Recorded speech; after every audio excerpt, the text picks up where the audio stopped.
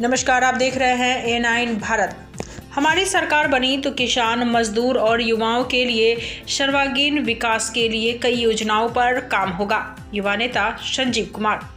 बिहार में व्यवस्था परिवर्तन की लड़ाई लड़ रही जन सुराज पार्टी। सुगौली विधानसभा क्षेत्र के समस्याओं को लेकर जन सुराज के कर्मठ संघर्षशील युवा नेता ने अपने प्रखंड कार्यालय में प्रेस कॉन्फ्रेंस के दौरान संजीव कुमार सिंह, प्रखंड प्रभारी सह प्रदेश कमेटी सदस्य ओम प्रकाश सिंह, रमगढ़वा प्रखंड अभियान समिति संयोजक राजू कुमार रजक के साथ प्रेस कॉन्फ्रेंस के माध्यम से बताया कि जन सुराज का उद्देश्य सिर्फ सत्ता परिवर्तन नहीं बल्कि व्यवस्था का परिवर्तन है। यदि बिहार में जन सुराज की सरकार बनी तो प्रखंड में सारी समस्याओं का समाधान कर दिया जाएगा।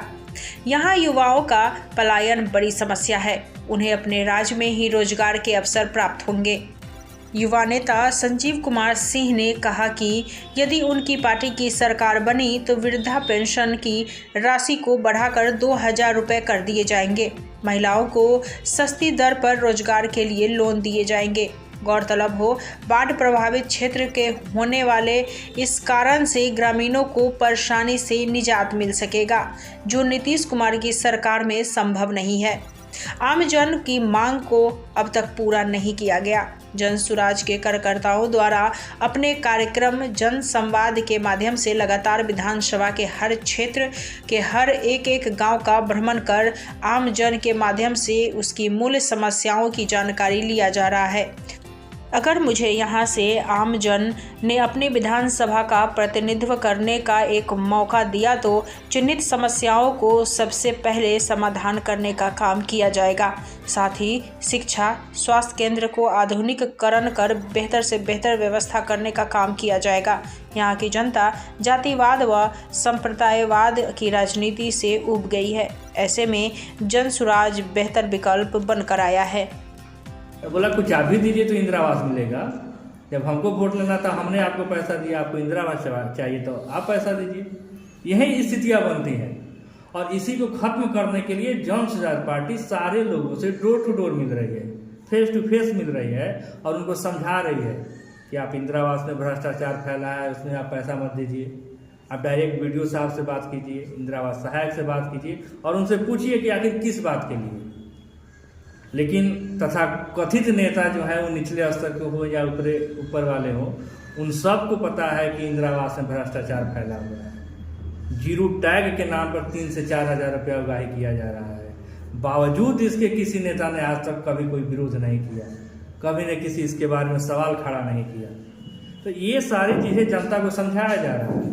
मैं खुद कई जन समस्या समाधान यात्रा कर चुका हूँ, ये आप लोगों को भी पता है। उस दरमियान तो राशन कार्ड में नाम जोड़ने तक के लिए पैसे का डिमांड किया जा रहा है, पता चला। आवास योजना का लाभ लेने के लिए, शौचालय जो बनता है उसके लिए, आपको आधार बनवाना है उसके लिए, सब में तो भ्रष्टाचार फैला हुआ है। इन सब चीज़ों को हर जगह जा के हर पंचायत में, गांव में समझाया जा रहा है, लोग को आगाह किया जा रहा है कि सबसे आप बचिए और ये अनवरत चलता रहेगा हम लोग का। मेरा नाम संजीव कुमार है और मैं जन सुराज पार्टी के तरफ से सुगौली विधानसभा का भावी प्रत्याशी भी हूँ। हमारी पार्टी की जो मेन मुद्दा है वो शिक्षा, बेरोजगारी और स्वास्थ्य पे है। जब आदमी शिक्षित होंगे, लोग शिक्षित होंगे, उनको अपना हक पता होगा, उन्हें क्या करना है, वो कैसे रोजगार उत्पन्न अपने खुद से कर सकते हैं। और जब लोग शिक्षित रहेंगे, उनको पता रहेगा कि प्रखंड स्तर पे, अंचल स्तर पे, ब्लॉक स्तर पे, जिला स्तर पे उनके लिए कौन सी योजनाएं उनके फायदे के लिए चल रही हैं। जैसे कि हमको पता है कि ब्लॉक स्तर पे 29 योजनाएं चलती हैं और ये बहुत सारे लोगों को पता ही नहीं है कि योजनाएं क्या है और वो योजनाएं कैसे काम करती हैं।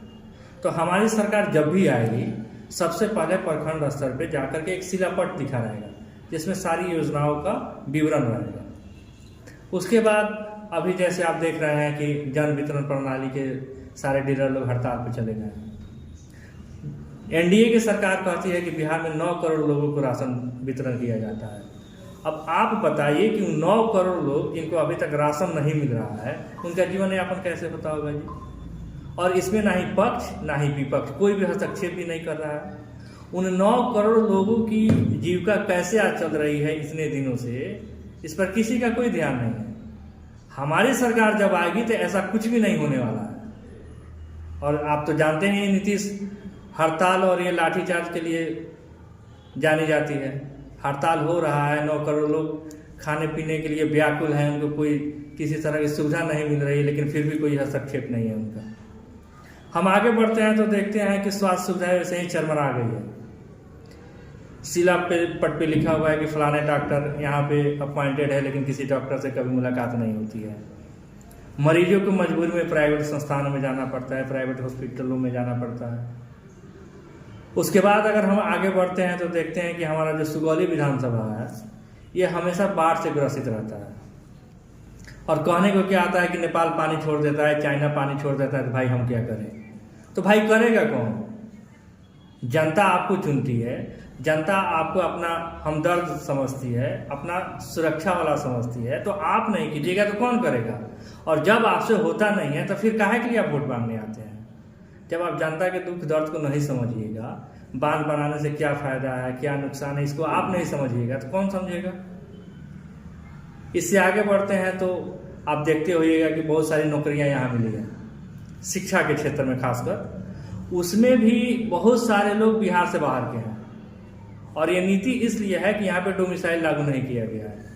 हमारी सरकार आएगी तो सबसे पहले डोमिसाइल लागू करेगी, ताकि बिहार के छात्रों को ज़्यादा से ज़्यादा नौकरी मिल सके और इनको रोजगार के लिए पलायन नहीं करना पड़े। पलायन रुकना चाहिए, शिक्षा का स्तर बढ़ना चाहिए, स्वास्थ्य सुविधा बेहतर से बेहतर मुहैया होनी चाहिए, और ये जो बाढ़ से ग्रसित किसान हैं उनको मुआवजा मिलनी चाहिए कि भाई बाढ़ जब भी आता है आपको मुआवजा मिलेगा। इस साल भी बाढ़ आया था लेकिन मुआवजा सुगौली के किसानों को नहीं मिला। हमने इसके लिए आवाज़ भी उठाया था, हमने वीडियो भी बनाया था, डीएम साहब से मांग भी की थी, लेकिन कहीं कोई सुनवाई नहीं हुई। ना ही कभी पक्ष खड़ा होता है किसानों के साथ में, ना ही विपक्ष खड़ा होता है साथ में। फिर वो किस मुंह से वोट मांगने आते हैं इनके पास, और ये क्या सोच समझ के उनको वोट देते हैं, तो आज तक समझ में नहीं आई कि भाई हम वोट क्यों देते हैं, वो वोट मांगने क्यों आते हैं।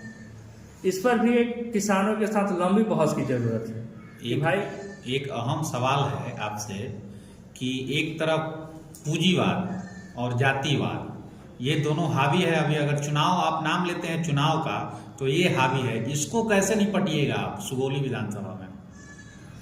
जी, आपका सवाल एकदम सही है कि जातिवाद और पूंजीवाद काफ़ी हावी है, और जन सुराज पार्टी वही काम कर रही है, लोगों के बीचों में जाकर उनको बता रही है, समझा रही है कि पूंजीवादियों को वोट देने के बाद आपको कौन कौन से समस्याएं उत्पन्न हो सकती हैं। 2 चीज़ें होती हैं, या तो पहले आप ऐश कर लीजिए, बाद में कीमत चुकानी पड़ेगी। तो नेता वही करते हैं, पहले आपको पैसा देते हैं, आप ऐश करते हैं, बाद में वही वसूला जाता है आपसे। एक वीडियो भी बड़ा वायरल हुआ था, आप लोग देखे होइएगा। आदमी कहता है कि सर हमको इंदिरा आवास चाहिए। अंत तक बने रहने के लिए A9 भारत पर आपका धन्यवाद। साथ ही आप लोग YouTube पर देख रहे हैं तो चैनल को सब्सक्राइब करें, और Facebook पर देख रहे हैं तो पेज को लाइक करें। छोटी बड़ी खबरों को देखने के लिए बने रहे A9 भारत पर। मकसद है खबर को सच दिखाने का।